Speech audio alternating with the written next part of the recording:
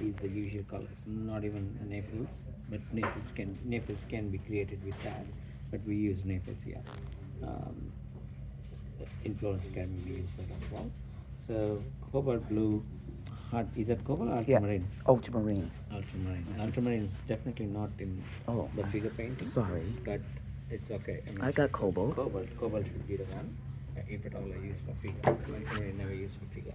I got cobalt. But at this stage, we don't use that. We Okay. just stick to this for now. The blue is what we need. We get that with black and white, Okay. right? So that we keep it really neutral. Because all these colors will go high chroma, which we probably don't need on a figure, right? When you go high level painting, sometimes yeah, because the light is so good, those are the times we introduce cobalt and also vermilion. At this stage, I think we will not worry about it because let's keep it simple. So for the background, of course, you have some grisaille colors, like I saw you mixing white and black. So you get your few blues, grays with that. But that can also be used for figure, like when you want to touch down or tone down some values, right? Which we will use. I'll go with only the skin tones, the basic skin tones. So like, yeah, basic skin tones for shadow values. If you look at the model today, the shadows are not very dark at all, right? It's pretty light shadows. So the darker shadow, what would you think? Maybe under the eye socket. Left shoulder. The No, darkest. between his arm Okay. and the Yeah. his torso, and also the armpit. On Yeah. the other hand, that's probably the darker shadow. Darkest, yeah. So, but we will mix all the values. Just what is the one or the one? This one, the transparent red Red oxide. oxide and English red. English Let's go red. with English Yes. red for now. As you know, English red is very Very strong strong, pigment. yes. Right? So the first thing is is that ivory That's black? black. Ivory black. So I'll pick up ivory black, right? And we have these strings here, and this will be a working area. So mixing area, working area, whatever. So whatever was left in the knife, English red, but I'll take a tiny bit. That could be our darkest shadow value.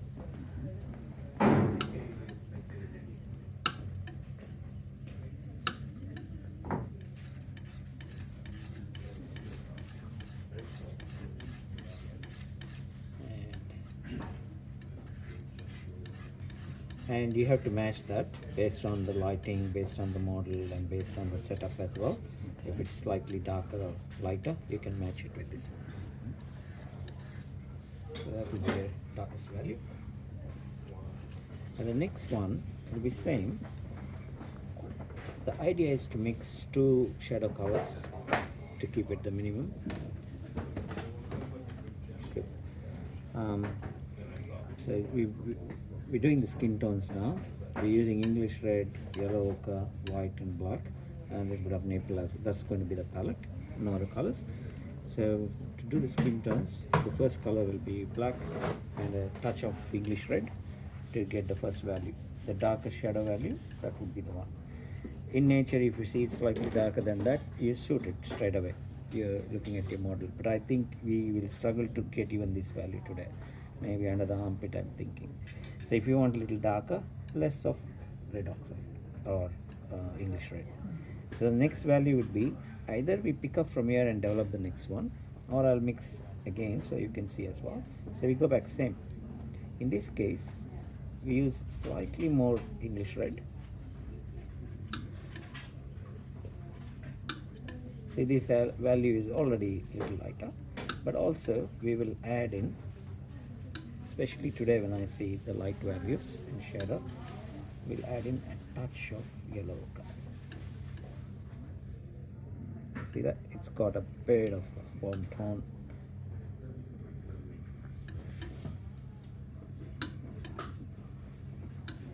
Because in shadows, you don't see, I mean, at least we don't want to show too much form in shadows. That was our initial learning. As you go a little more advanced, if you see any forms, or you can just change the temperature, as I just did a little bit of yellow or a little extra red.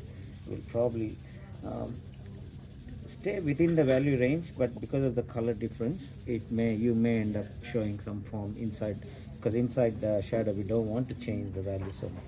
So if you look at these, this is definitely about a little bit lighter. So based when the model is on the pose, at that time we can adjust this as well if required. I may add either little bit of English red.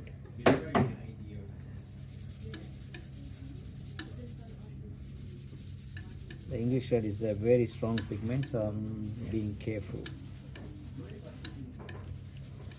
Otherwise it will take over.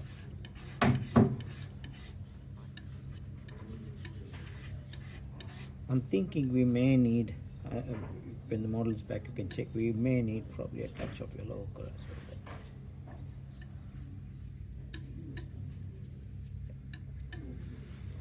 So we got two shadow values.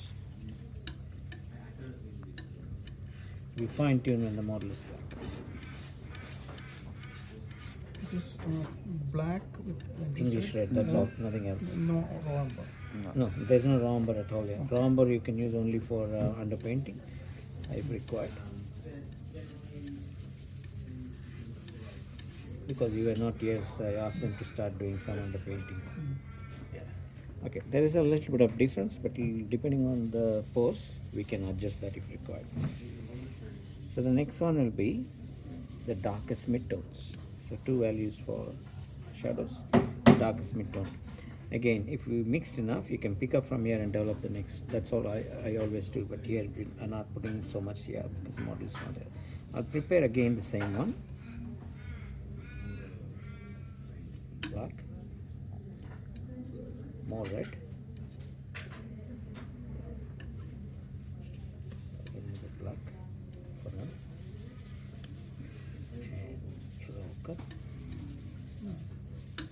The red was too much, get rid of it.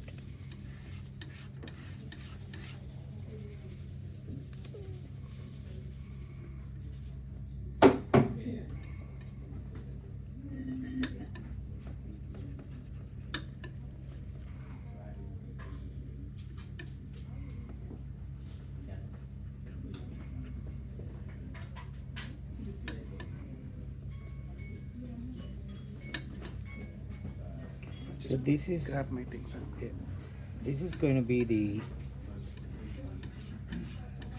the area where from the termination line the first value what you see, which is turning. So it's going to be very close to that, just next to that in fact.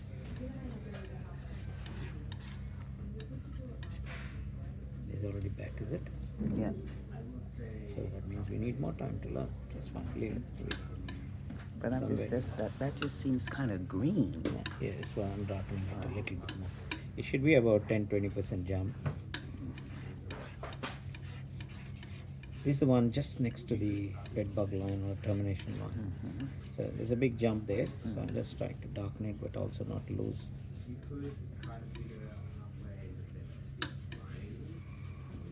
So when it goes green, what you do is add a little bit of red. You will be surprised. There will be some greenish cool values when the form turns. Yeah.